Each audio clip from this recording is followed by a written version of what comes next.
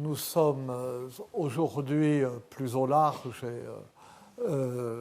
et maintenant tout va bien parce que nous sommes dans cet amphithéâtre pour cette séance et la séance suivante au moins. Et ensuite, j'aurais sûrement dégoûté suffisamment de monde pour qu'on puisse retourner à Budé sans inconvénient. Enfin, de toute façon, on trouvera une solution. Donc, alors, je rappelle que le séminaire aura lieu à la suite de ce cours, qu'aujourd'hui, nous avons la grande chance d'accueillir André Vaucher, qui est l'auteur, enfin, de beaucoup de livres, mais en particulier de ce grand livre sur François d'Assise, qui a obtenu récemment le prix Chateaubriand, ô combien mérité, et qui parlera sur humilité et refus du pouvoir chez saint François d'Assise et dans la spiritualité franciscaine. Et la semaine prochaine, nous accueillerons Madame Claude Gauvard sur l'humiliation et la pratique judiciaire au XIVe et XVe siècle. Mais je commence mon propos. Donc, je continue ce cours qui porte ou qui portera, quand les prolégomènes en seront achevés, sur des récits médiévaux de l'abaissement, abaissement de l'humilité et surtout abaissement de l'humiliation, l'étude de la première n'étant là que pour permettre de cerner la seconde dans la perspective qui est la mienne.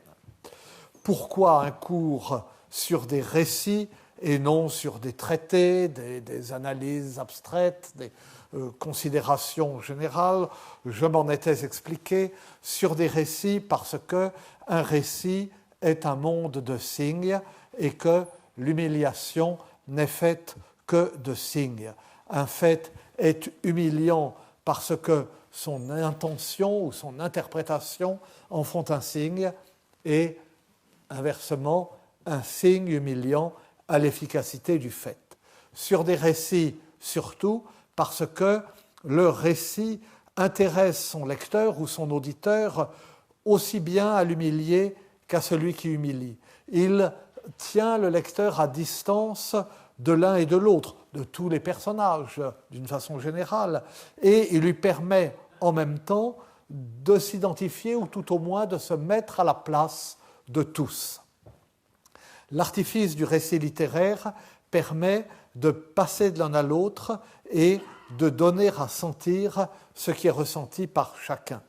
La représentation littéraire de l'humiliation est donc plus saisissante, mais aussi plus éclairante même que son analyse abstraite, et nous sentons bien que le récit de l'humiliation est souvent pire que sa réalité, puisque l'humilié peut trouver en lui-même la force de résister à l'humiliation, tandis que le récit de l'humiliation impose de l'extérieur l'humiliation dans son horreur à celui qui le lit.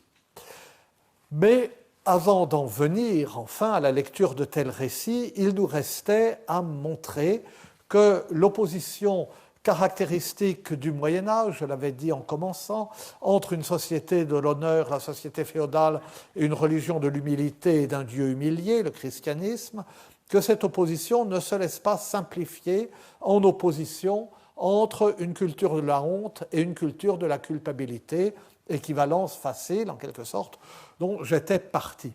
Car du XIe siècle au début du XIIIe siècle, le grand effort de la pensée morale et de la théologie morale vise à l'élaboration d'une doctrine de la pénitence qui passe par une réflexion sur l'intériorisation de la honte publique en sentiment de culpabilité, en même temps que sur une intériorisation de la notion même de responsabilité et de faute, et qui passe par la métamorphose de ce sentiment de culpabilité même en repentir par la conversion du cœur, comme on aurait dit à l'époque.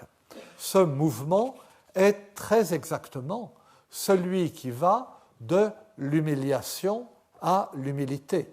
Humiliation de la sanction publique à l'humilité de la conscience de sa propre imperfection. Alors, j'avais entrepris un bref rappel de cette évolution si connue, si souvent étudiée. Je ne prétends pas être bien novateur dans ce domaine. Et j'en étais à cette survivance non de la pénitence publique humiliante, encore qu'elle n'ait jamais totalement disparu, que l'on songe à celle d'Henri de Plantagenet après le meurtre de Thomas Becket, mais la survivance de l'idée que la faute publique est plus grave que la faute privée. Survivance alors même qu'on est déjà dans l'ordre de l'intériorisation. C'était une idée qui avait été exprimée par saint Augustin, particulièrement dans son sermon 82, qu'un péché public doit correspondre à une pénitence publique et un péché secret, une pénitence secrète, ce qui donc rend le péché public pire et la pénitence pire. Et c'est une idée qui perdure très longtemps avec justement pour nous pour corollaire cette idée un peu étrange qu'une faute publique est plus grave à cause du scandale qu'une faute secrète. Et ainsi, je le terminais là-dessus la dernière fois, entre les trois résurrections opérées par le Christ, la fille de Jaïr, Luc 8, 41, 42 et 49, 56, sur le chemin de chez Jaïr, vous savez que le Christ guérit une hémorroïs, donc c'est séparé, le fils de la veuve de Naïn, Luc 7, 11, 16, et Lazare, Jean 11, 1, 45, ces trois résurrections interprétées comme l'allégorie de la mort par le péché et du salut apporté par la miséricorde de Dieu, une résurrection de la vraie mort, la mort par le péché, manifestée par une résurrection de la mort matérielle, eh bien, on voit une gradation, selon les exégètes de l'époque, on voit une gradation dans la gravité du péché mortel, de la fille de Jaïr qui vient tout juste de mourir alors que Jésus est déjà en route pour aller la voir, au fils de la veuve de Naïn, mort depuis plus longtemps, mais pas encore enterré, puisque Jésus croise le cortège funèbre aux portes de la ville, et à Lazare, mort et enterré depuis 4 jours, et qui sent déjà, comme le dit sa sœur. Donc le critère de la gravité est l'endurcissement dans le péché, le temps plus ou moins long pendant lequel le pécheur est mort à la vie de Dieu, mais aussi le fait que le péché est public, il est alors plus grave, et on est mort depuis plus longtemps, ou secret, et il est alors moins grave.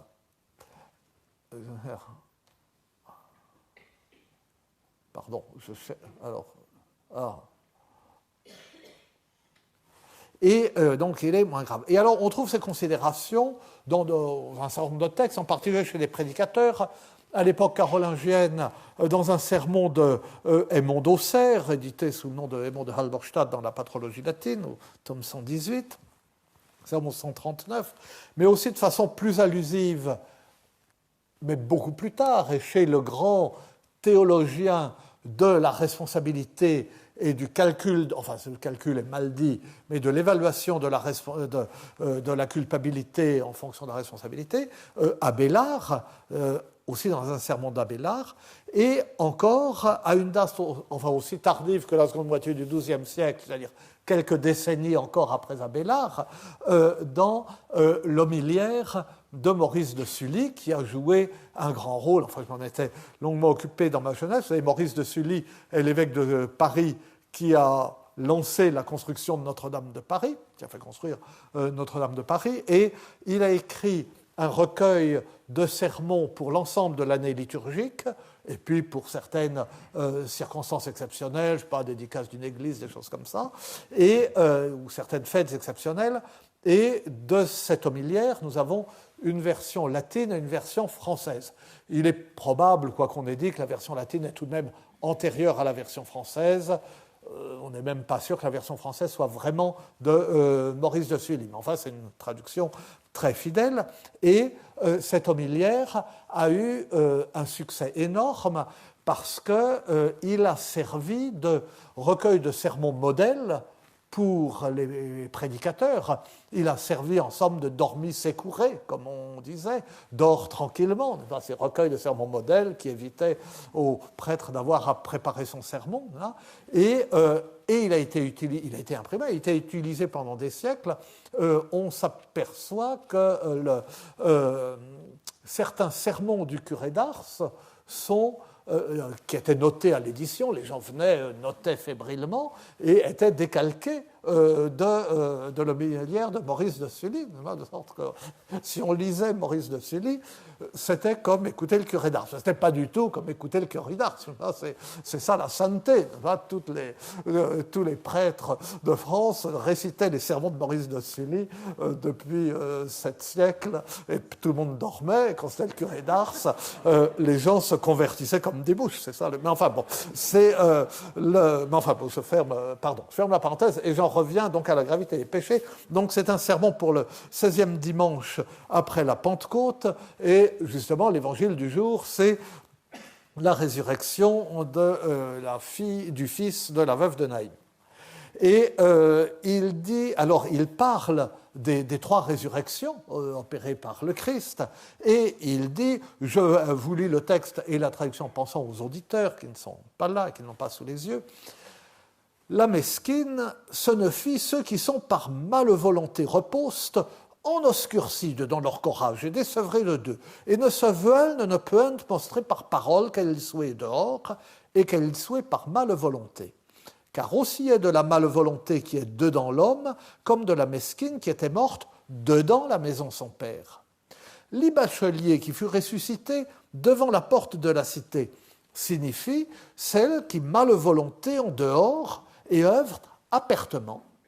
Saint-Lazare, qui avait 4 Georges eut le sépulcre, ce ne fit celles qui longuement ont été empêchées et qui sont autres-ci empêchées comme s'ils puissent, pour ceux que tout siècle s'espoantent de leur malvaise vie qui l'ont longuement menée.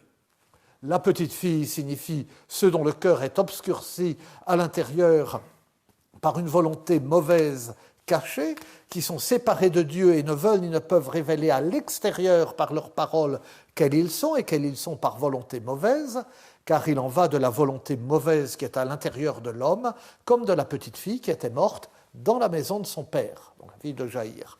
Le jeune homme qui fut ressuscité à la porte de la ville signifie donc que signifie ceux dont la volonté mauvaise est extériorisée et qui agissent ouvertement. Saint-Lazare, qui était resté 4 jours dans le tombeau, signifie ceux qui sont restés longtemps dans le péché et qui sont dans le péché comme s'ils sentaient mauvais, parce que le monde entier est épouvanté de la mauvaise vie qu'ils ont longuement menée, qui sont au péché comme s'ils puissent, puisque j'en suis assis des films idiots. Vous savez que dans les visiteurs, on dit ça puire pour dire ça sent mauvais, c'est-à-dire qu'il est clair que le metteur en scène, le scénariste Paquet, s'est renseigné pour savoir comment on disait sentir mauvais en ancien français, et il n'a pas pensé que l'ancien français est une langue comme une autre, où les verbes se conjuguent. On lui dit, ça se dit puire, mais on ne dit pas s'appuire, on dit s'appuie. C'est absolument idiot. Mais la réflexion grammaticale de l'auteur du film n'allait pas jusque-là. Enfin, ce qui est, alors, je reviens à Maurice de Sully, ce qui est toutefois directement en cause ici, ce n'est pas la honte encourue par le pécheur, mais le mauvais exemple donné par le péché public. C'est ce mauvais exemple qui, en accroissant la gravité de la faute, entraîne l'exigence d'une réparation aussi publique que l'offense. Cependant, si, dès l'époque de la pénitence tarifée, la honte publique n'est plus nécessairement requise, nous l'avons vu avec l'exemple de Burchard de Worms, elle l'est évidemment encore moins dès lors que la tâche du confesseur dans le cadre de la confession individuelle est d'apprécier la responsabilité et donc le degré de culpabilité du pénitent.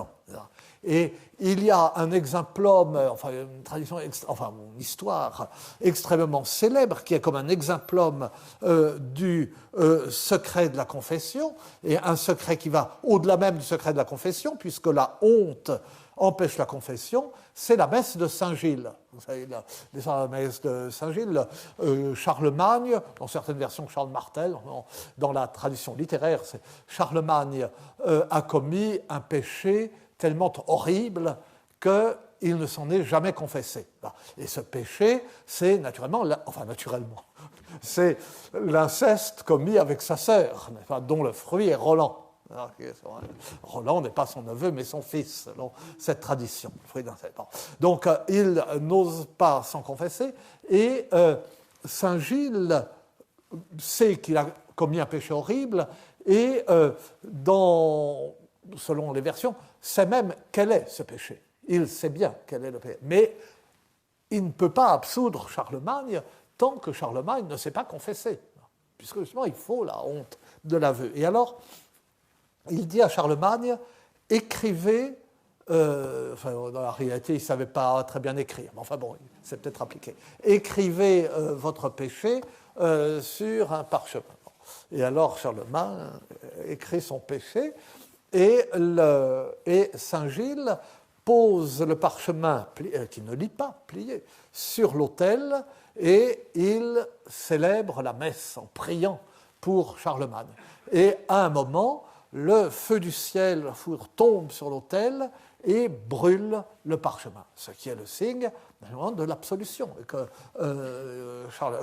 la faute est effacée. Nous reviendrons dans un instant sur la question de la faute écrite, effacée, et que Charlemagne est pardonné. Donc le miracle, ce n'est pas que l'aspect visible et insignifiant, ce n'est pas que la foudre tombe et brûle un parchemin sur l'autel, c'est que l'absolution ait été accordée sans le passage par la honte de l'aveu, qui était insurmontable pour Charlemagne.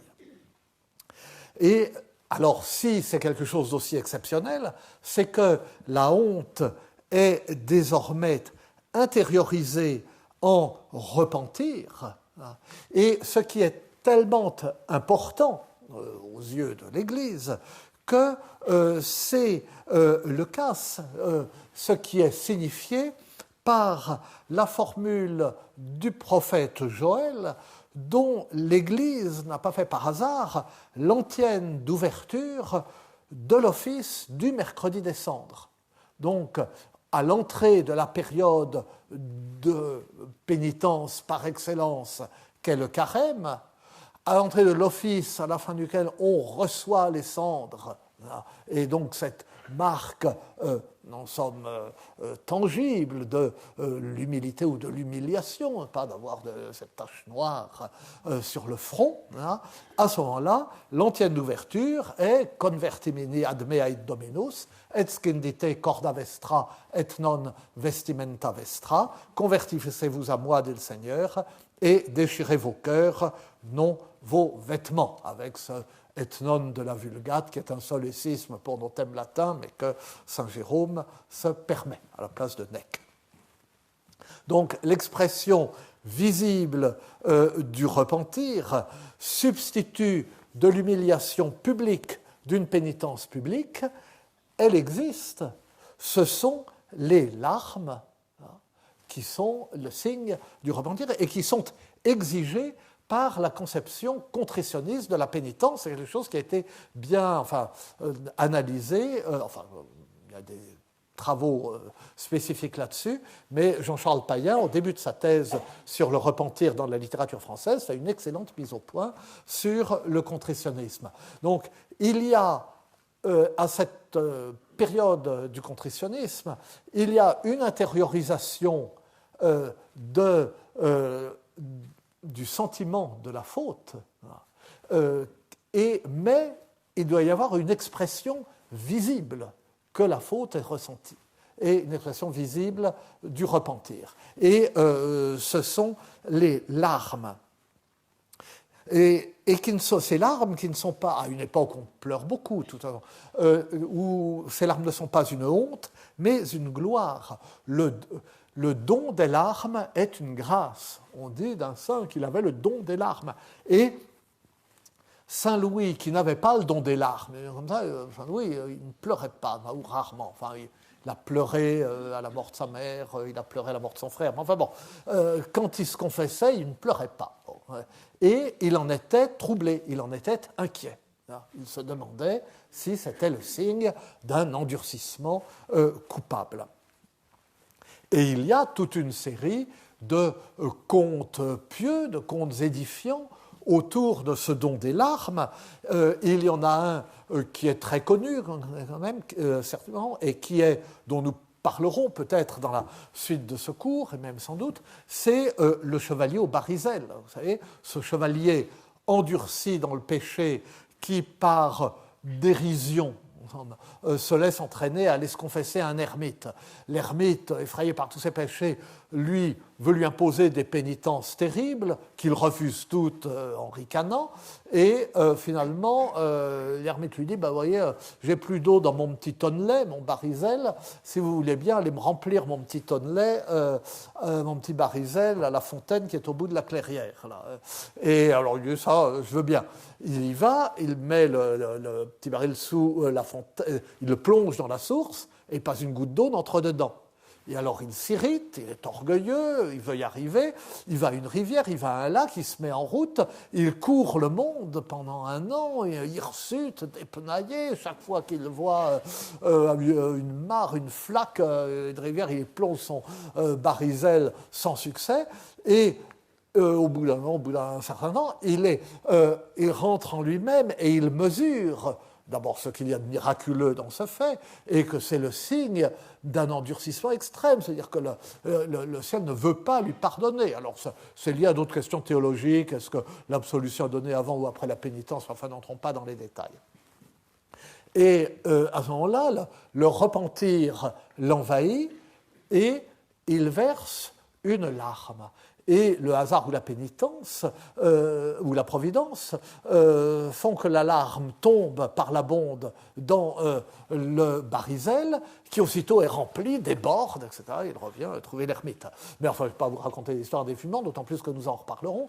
Mais dans un des contes, dans le conte dit de Copeau de la vie des pères, l'ermite impose comme pénitence à un pêcheur de trouver la source dont l'eau coule de l'aval vers l'amont, et pas de l'amont vers l'aval.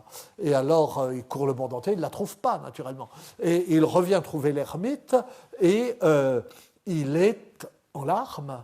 Et l'ermite lui dit, mais vous l'avez trouvé, hein, c'est la source des larmes qui remontent du cœur aux yeux, puisque dans les représentations médiévales, les larmes, c'est une eau qui naît dans le cœur et qui monte aux yeux.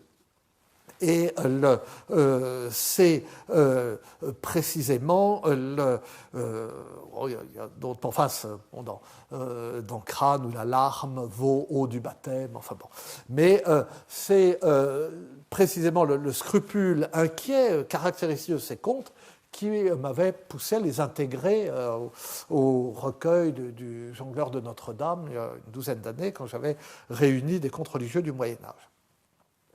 Ce qui reste toutefois de l'humiliation primitive du pénitent, je reprends le fil de mon propos, enfin bon, c'est un fil, hein, si j'étais la parque, on mourrait, tout le monde mourrait, non, je ne sais si je le couper. Donc, ce qui reste toutefois de l'humiliation primitive du pénitent, c'est la honte de l'aveu en confession. Et cette honte est traditionnellement considérée comme faisant partie intégrante de la pénitence. Tous les ouvrages, les traités, à l'époque même, ça, sur la confession, sur la pénitence, le disent. Et les prédicateurs invitent sans cesse les fidèles à la surmonter, parce que c'est difficile, évidemment, d'aller se confesser. Un exemple, Gilles d'Orléans, je prends mes exemples dans l'ouvrage de Nicole Berrioux. Je vous ai dit combien admirables sont les travaux de Nicole Berrioux, à la fois sa thèse de troisième cycle sur Ranulf de la Houblonnière et surtout sa grande thèse sur l'avènement des maîtres de la parole et sur la prédication à Paris au XIIIe siècle. Et alors donc, bon, elle connaît tous ces sermons dans tous les sens, et voilà, elle cite un sermon de Gilles d'Orléans qui note que la question de Dieu à Adam qui se cache après la faute, et la question Adam, où es-tu? Eh bien, que cette question n'est pas le signe d'une ignorance. Évidemment, Dieu sait bien où est Adam, puis il sait bien ce qu'il a fait. Mais c'est une invitation délicate à se montrer, à se révéler, à se confesser. Dieu donne une chance à Adam. Et je me permets de citer, d'après Nicole Berrioux, le passage dans le texte original, ensuite je ne donnerai que la traduction, mais, enfin vous me direz là encore, hein, je romps le fil de la Pâque, mais ce latin qui n'en est pas, mais qui est un simple décalque du français, c'est extrêmement frappant et à sa manière très savoureux. Et d'ailleurs, dans un volume collectif qui vient de paraître sous le titre « Approche du bilinguisme latin-français au Moyen-Âge », Nicole Berrioux revient de manière comme toujours savante et brillante sur cette question dans une contribution qui est intitulée « Latin et langue vernaculaire dans les traces écrites de la parole vive des prédicateurs ». Parce que comme ces prédicateurs prêchaient, on connaît leurs sermons parce qu'il y avait des étudiants zélés qui prenaient des notes. C'est cette prédication universitaire, c'est maître de la Sorbonne qui avait le privilège ou le devoir d'aller prêcher dans toutes les églises de Paris. Alors, c'est du latin, mais c'est du latin vraiment macaronique, mêlé de français, c'est du latin qui est un décalque du français, et on ne sait pas trop si il prêchait dans cette langue mêlée, s'il prêchait dans un latin un peu meilleur que c'est le reportateur, s'il prêchait en français, ce qui n'est pas impossible, et c'est plutôt l'idée de Nicole Berrioux, qui prêchait en français, et que le reportateur retraduisait plutôt à mesure en latin, parce que c'était une langue qui lui était plus familière pour des domaines de ce genre. Enfin, on ne sait pas trop. Beaucoup de ces prédicateurs aussi n'étaient pas français, ces maîtres de la Sorbonne. Enfin,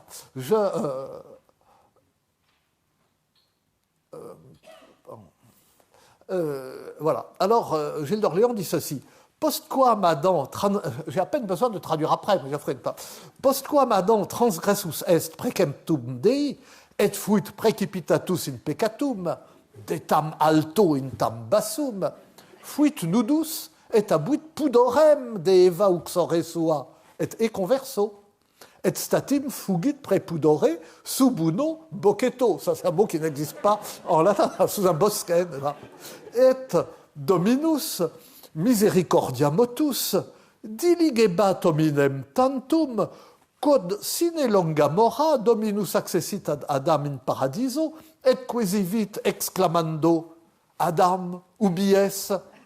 Ubi dicit glossa, quod non fuit verbum ignorantis, sed ad confessionem vocantis, unde voluit, ex cuvidit quod queciderat, ipsum excitare ad penitentiam et confessionem sui fore facti, ut sic aberet rationem miserendi ei.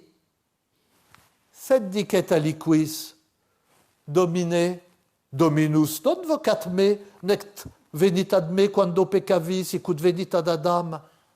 Certe imo ostendo tibi, quod ipsemet venit in propria persona, quia non estam vilis peccator parisius, quisi quereretur abeu et velet dicere verum, utrum post peccatum suum unam suavem voluntatem abuit veniendi ad Dei misericordiam, veletiam abuerit, quod ausus esset hoc negare.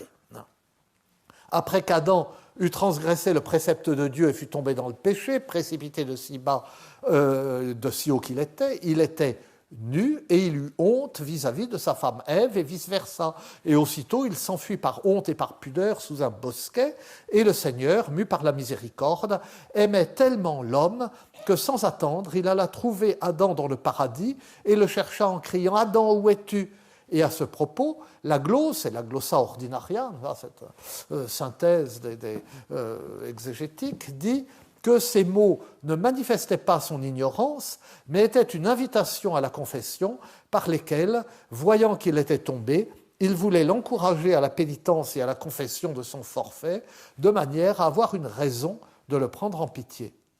Mais on me dira, vous me direz, Maître, le Seigneur ne m'appelle pas et il ne vient pas à moi quand j'ai péché, comme il est venu à Adam.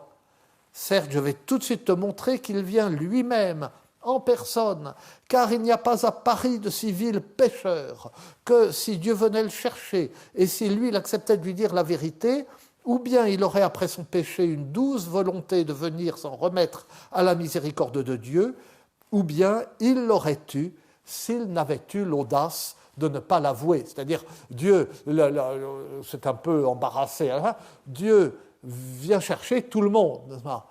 Et en fait, si, il vient te chercher. Et il suffit de surmonter cette petite honte pour être pardonné, n'est-ce pas ? Et si on ne la surmonte pas, on n'est pas pardonné, mais ce n'est pas parce que Dieu n'est pas venu vous chercher. Et alors, ce parallèle entre la honte que sa nudité inspire à Adam, le poussant à se cacher loin de Dieu, et la honte devant l'aveu du péché qui éloigne de Dieu et qui empêche l'action de sa miséricorde. On la trouve sous une perspective un peu différente dans un célèbre écrit franciscain des alentours de 1230, on anticipe sur le séminaire d'André Vaucher, qu'est le commerce sacré de saint François avec Dame Pauvreté, d'ailleurs sur lequel je reviendrai, j'aurai l'occasion d'en dire quelques mots bientôt, et pour ceux qui étaient là il y a 2 ans, Jacques Dallarin en avait parlé magnifiquement au séminaire. Donc, Pauvreté dite à François et à ses compagnons, qui sont venus lui rendre visite, Pauvreté dit à François et à ses compagnons qu'elle était au paradis avec Adam quand il était nu et donc pauvre, mais inconscient de sa nudité, et que Dieu, irrité après le péché, l'a éloigné, elle, Pauvreté, d'Adam. Adam, après le péché, a été désormais honteux de sa nudité, mais cette honte l'a empêché de revenir vers Dieu. Et bien plus, une fois chassé du paradis, Adam, vêtu de peau de bête, dit Pauvreté, met tous ses efforts à s'enrichir. Et Pauvreté ne peut que s'éloigner de lui. Vous voyez, cette interprétation de la nudité d'Adam et d'Ève au paradis, non pas seulement comme l'innocence, mais comme la pauvreté. Et une fois qu'ils ont péché, ils ont honte, et non pas seulement honte, cette honte sexuelle, en somme de la pauvreté, de la nudité, ils ont honte de leur pauvreté. C'est le coup de génie des textes franciscains. Ils ont honte de leur pauvreté parce qu'ils sont nus comme des pauvres. Enfin, comme des pauvres, ils sont les seuls. Et donc, une fois qu'ils sont chassés du paradis, ils n'ont qu'une idée, c'est de s'enrichir pour se couvrir, pour être bien habillés. C'est le premier jour des soldes qu'on y songe. Et, pardon, non, je retire immédiatement. Et ailleurs, le même Gilles d'Orléans, pour en revenir un instant encore à lui, invite plus vivement encore à vaincre la honte de la confession avec une comparaison qui est empruntée au monde chevaleresque, qui naturellement ne pouvait que plaire à son auditoire. Et là, bon, je ne vais pas vous lire indéfiniment du latin comme ça, je lis directement la traduction. Hein. Vous avez le texte latin, est Diabolus dicitibi naore, quomodo de remilud dicere, pudor esset, et obstruit tibi os. Sicut. Bon. Le diable te dit à l'oreille, comment oserais-je dire cela? Même pas oserais-tu, ça, le diable, est vraiment soi-même. Comment oserais-je dire cela? J'aurais honte, et il te ferme la bouche. De même que le cheval ombrageux est effrayé par l'ombre d'une pierre et recule, de même, beaucoup reculent en voyant l'ombre d'une petite honte que leur montre le diable. Et de même que l'ombre ne pouvait pas faire de mal au cheval, de même, cette ombre ne peut pas te faire de mal, car le cheval a peur d'une ombre absolument inoffensive, et celui qui hésite recule devant la honte de la confession, comme un cheval rétif, a honte, lui aussi, a peur d'une honte inoffensive. Car le prêtre, je prends la citation, car le prêtre, même si on devait lui couper la tête, ne t'accuserait pas publiquement de ton péché. Et c'est pourquoi ceux qui sont de bons chevaliers piquent audacieusement les chevaux de leurs éperons de façon à leur faire sauter ce pas. Ainsi, ceux qui sont spirituellement de bons chevaliers sautent ce mauvais pas de la honte, qui en réalité n'est pas une honte, mais le plus grand honneur qui puisse être sur la terre, car la vaillance de Roland ou de Renoir, qui a ce qu'on disait « tuer 10 hommes d'un seul coup », n'est rien à côté. Il tue tous les démons et les repousse loin de lui d'un seul coup, celui qui se confesse de ses péchés mortels.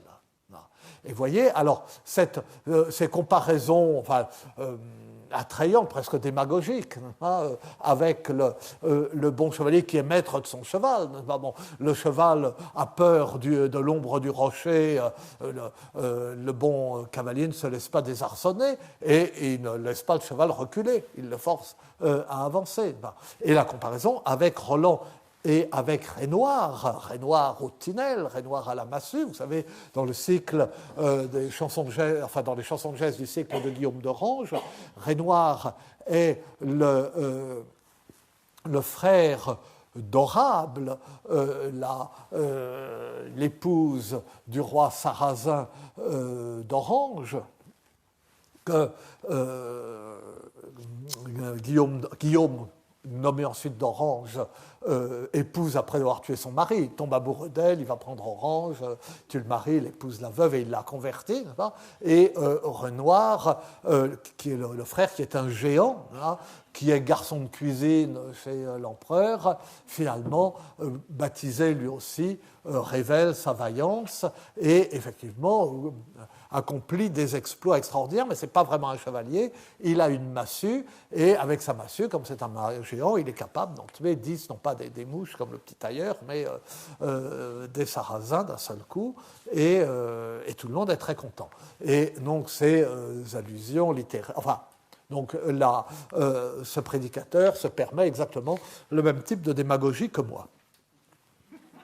Donc, si forte soit-elle, la honte de la confession est supportable, dit Gilles d'Orléans, puisque seul en est témoin le prêtre qui est tenu au secret. Mais la peur d'être humilié par la révélation publique du péché au jour du jugement était quelque chose de très fort. C'était une très forte peur chez les fidèles.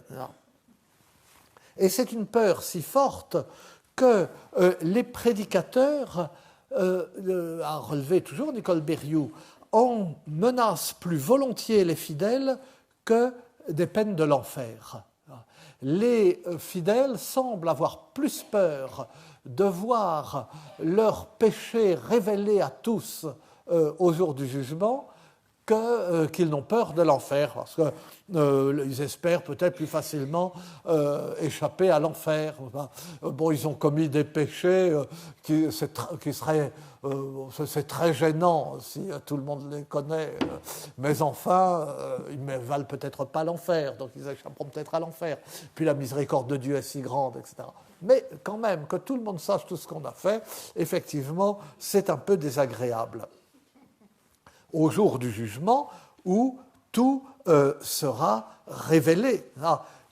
C'est ce que chante, puisque c'est ce que chante le Dies Irae. Donc on ne pouvait pas enterrer quelqu'un sans entendre liber scriptus referetur, in quo totum continetur.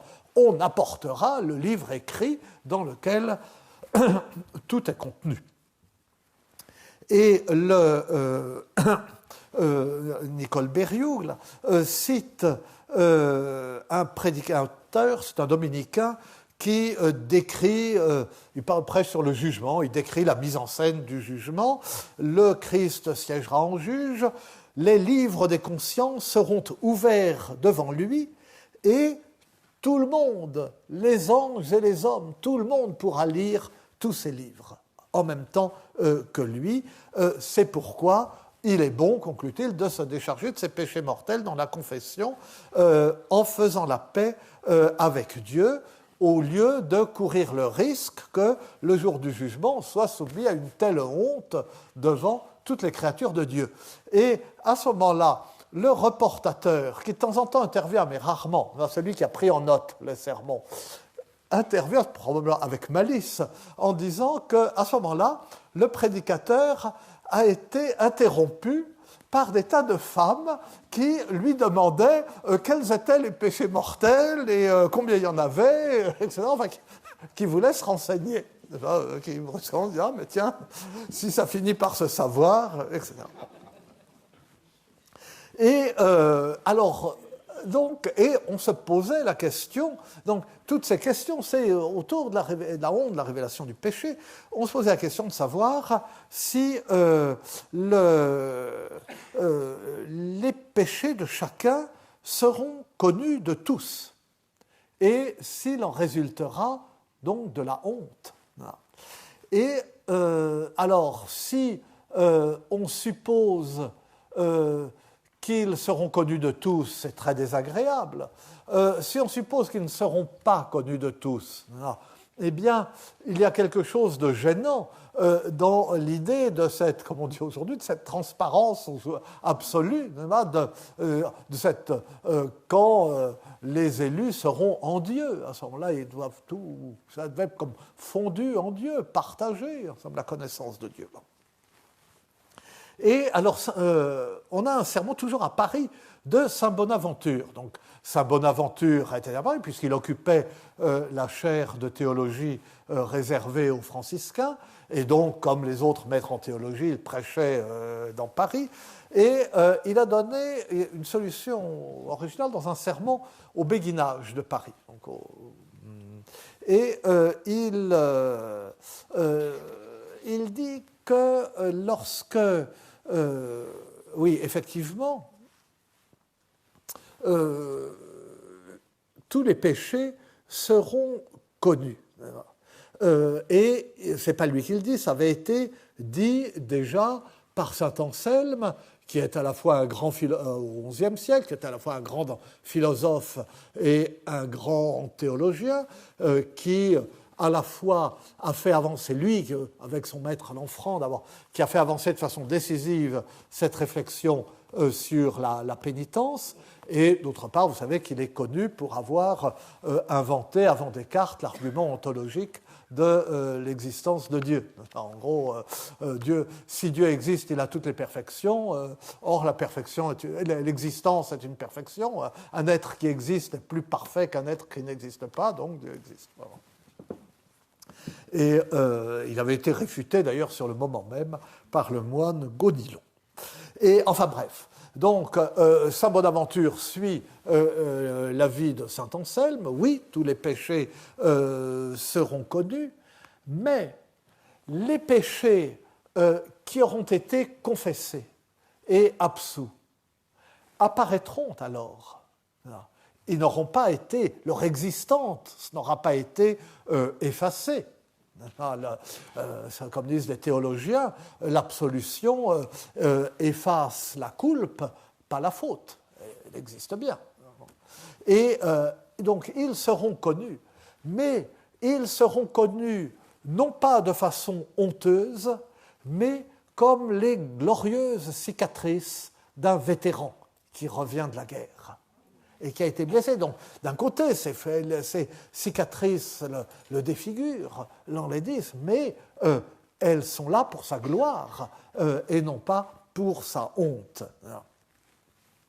Et ils auront ces cicatrices que les vétérans sont fiers d'arborer devant tous, car ce sont les signes des prouesses accomplies à la guerre ou au tournoi, dit saint Bonaventure, lui-même un peu démagogue, puisque l'Église n'approuvait pas les tournois.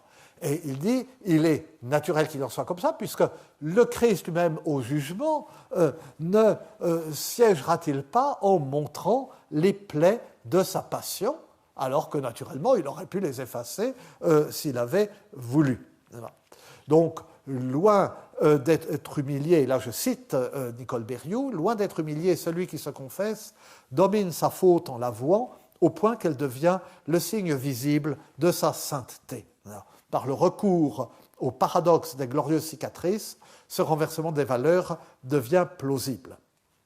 D'ailleurs, effectivement, saint Augustin avait dit dans la Cité de Dieu que les cicatrices des martyrs, donc, qui correspondent aux cicatrices du Christ, seront visibles pour l'éternité, idée reprise par saint Thomas et saint Bonaventure. Et c'est pourquoi, c'est aussi pour qu'on les identifie, mais pourquoi on représente les saints avec leurs blessures et les signes de leur supplice.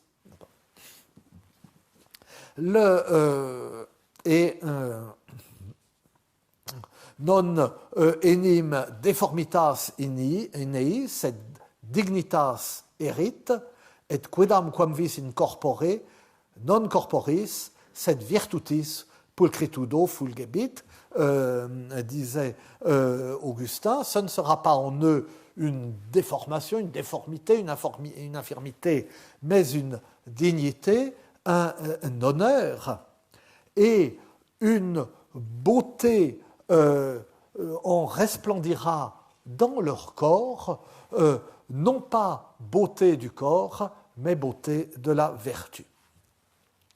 Alors, substituer à ces cicatrices celle des péchés pardonnés a évidemment une toute autre signification, et Nicole Berrioux a raison de dire que, loin d'être humilié, celui qui se confesse domine sa faute en l'avouant au point qu'elle devient le signe visible de sa sainteté. Mais on peut aussi le formuler autrement. L'humiliation de l'aveu est telle qu'il consentir que qu'accepter la honte de l'aveu en confession est un héroïsme dont la gloire l'emporte sur la honte de la faute, quelle qu'elle soit. Puisque, ensuite, c'est un tel héroïsme que c'est presque l'héroïsme du martyr, et ensuite la cicatrice devient glorieuse. Et c'est ainsi que la réflexion sur la pénitence et sur la pratique de la conversion favorise l'approfondissement d'une réflexion sur l'humiliation dans ses liens avec l'humilité, et c'est pourquoi je me suis permis d'insister sur ce point. Et il y a toujours des dernières étapes, mais enfin, tout de même, je m'approche de ces récits et je gagne les récits à travers les traités, des traités de l'humiliation au récit de l'humiliation. Au Moyen Âge, le catalogue des vertus et des vices est un élément essentiel, chacun le sait, pour guider la pensée morale et même théologique. D'ailleurs, ça a été le cas très longtemps. Vous vous souvenez peut-être de ce passage dans le livre de mon ami où le petit narrateur, enfin qui dans le livre de mon ami ne s'appelle pas encore Pierre Nausière, donc le substitut d'Anatole France, doit aller se confesser tous les samedis à l'école, et alors il ne sait pas de quoi s'accuser. Il lit la liste. Alors il y a une liste des péchés, justement, il y a une liste. Excusez-moi. et il y a une liste des péchés, mais alors bon, il pourrait bien s'accuser de simonie ou de concupiscence, bon, c'est pas trop de ça. Et alors, comme vous le savez, le passage est célèbre, il s'accuse d'avoir chippé et abîmé la casquette de Fontanet. Ça lui permet d'avoir quelque chose à confesser toutes les semaines, la casquette de Fontanet. Donc, même encore, au milieu du XIXe siècle, plus tard, il y avait ces listes de vertus et de vices qui servaient à cela. Mais ce catalogue fournit à lui seul leur plan à certains recueils d'exemplats, d'anecdotes édifiantes. Certains sont classés selon les 7 dons du Saint-Esprit, etc., ou par ordre alphabétique, mais certains sont selon les vertus et les vices. Et puis, depuis la psychomachie de Prudence, évidemment, ce catalogue nourrit une très forte tradition littéraire, la tradition des œuvres littéraires fondées sur le combat des vertus contre les vices. Et même dans la littérature en langue vulgaire, ce catalogue structure certaines œuvres ou fonde certains de leurs développements. Je parle le Songe d'enfer de Raoul de Houdinck, le Tournoiement Antéchrist de Huon de Méry, le début du roman de la Rose lui-même avec les images des vices contre l'amour sur le mur du verger d'amour à l'extérieur, qui le garde. Le pèlerinage de vie humaine de Guillaume de Diguilleville, qui s'inspire explicitement du roman de la Rose, mais dans une perspective religieuse, ou encore ce poème de Rudebeuf, qui de façon intéressante pour nous est intitulé, selon les manuscrits, « La voie d'humilité » ou « La voie de paradis », et ou sur le chemin vers la pénitence, en réalité, et non pas vers le paradis, le titre voie de paradis n'est pas bon, Rudebeuf rencontre les vertus et les vices. D'ailleurs, dans mon enfance, j'avais un petit livre comme ça édifiant sur un petit garçon qui avait mangé trop de cerises, s'était endormi sur la branche du cerisier et faisait un rêve un peu lourd d'avoir mangé ces cerises qui le conduisait dans une ville comme ça, où il y avait 2 rues, la rue des vertus, la rue des vices. Et rien d'étonnant donc à ce que le Moyen-Âge consacre des traités à l'humilité, réfléchissent à sa nature, à ses manifestations, à ses déviations, à son utilité pour le salut, et surtout si l'on songe que, j'avais dit en commençant, que l'humilité n'est pas une des vertus premières, c'est vrai, ce n'est pas une vertu théologale, ce n'est pas une vertu cardinale, mais l'humilité est l'inverse de l'orgueil, et l'orgueil est le premier et le plus grave des péchés, c'est le péché des anges rebelles.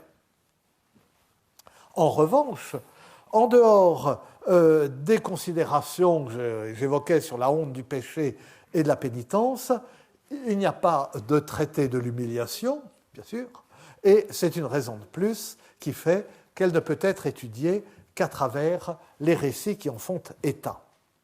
Mais cela n'abolit nullement le lien entre humilité et humiliation. Poussé jusqu'au bout, le difficile paradoxe de l'humilité conduit à une fascination de l'humiliation qui ne trouve pas facilement une expression abstraite, mais qui se donne à comprendre dans le récit.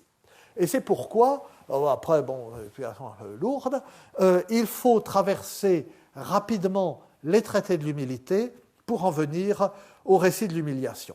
Rapidement, enfin de dire d'abord parce que je finirai par vous lasser, mais rapidement, elle peut dire, parce que les traités et les développements sur l'humilité sont innombrables. Et je ne dirai que quelques mots de quelques textes. Beaucoup d'autres mériteraient de nous retenir. Par exemple, j'aurais pu prendre le grand Pierre Le Chantre, dont on sait surtout, depuis les travaux de John Baldwin, la place centrale qu'il a occupé dans la vie intellectuelle, morale, politique, sous le règne de Philippe Auguste, au cœur de notre époque, et qui, dans le Verbum Abbreviatum, a des chapitres très intéressants sur l'humilité, les deux genres, les deux espèces de la mauvaise humilité. Il voit très bien le paradoxe de l'humilité. Et même un chapitre particulier sur l'humilité de la prédication. Voilà, le danger de manquer à l'humilité de la part du prédicateur qui est fier de son succès. Et que j'en avais aussi tiré un conte là, dans le Jongleur de Notre-Dame. D'après quelque chose une anecdote touchant Saint Bernard dans la Légende dorée, que le paradoxe de l'humilité soit difficile, cela apparaît même chez saint Thomas d'Aquin, qui a pourtant réponse à tout. Il a réponse à tout, mais il montre la difficulté. Vous voyez, sa définition d'humilité, humilitas et virtus quaquis considerans sum defectum tenet se in infimis secundum modum sum. L'humilité est une vertu par laquelle chacun, en considérant sa propre imperfection, juge qu'il est parmi les derniers selon son ordre. Et ce selon son ordre, qui n'est pas absolument clair, montre, est l'indice de la difficulté. Une chose est de se reconnaître imparfait, ça va de soi, tout le monde se reconnaît imparfait.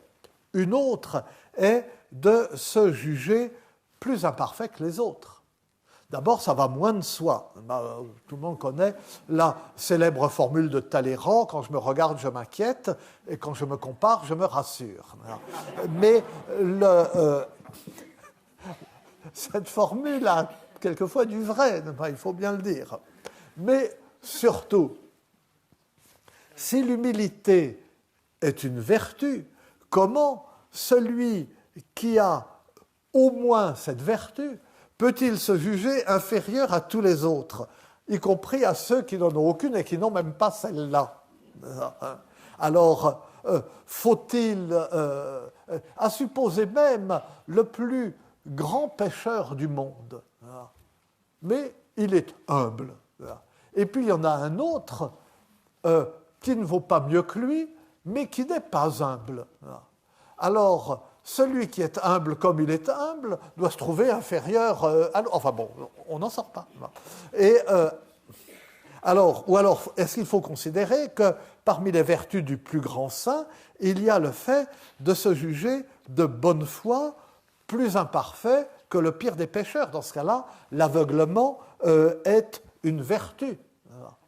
Or, l'aveuglement n'est pas une vertu, au contraire, le discernement est une vertu. Et pourtant, on en est toujours là, on ne peut pas se reconnaître la vertu d'humilité sans la perdre. C'est le paradoxe de l'humilité. En fait, et j'en resterai là, c'est la théologie monastique. Saint Thomas, c'est par excellence la théologie scolastique. C'est la théologie monastique qui parle de l'humilité dans les termes les plus justes, parce que la démarche de la théologie monastique cherche moins la rigueur logique qu'elle ne s'interroge sur les cheminements et les manifestations de la grâce. L'humilité, c'est une grâce. Et c'est la théologie monastique qui, pour cette raison, parvient le mieux à surmonter le paradoxe de l'humilité et en même temps pressant le mieux son lien avec l'humiliation. Et en particulier sous la plume des auteurs cisterciens, puis évidemment des auteurs franciscains.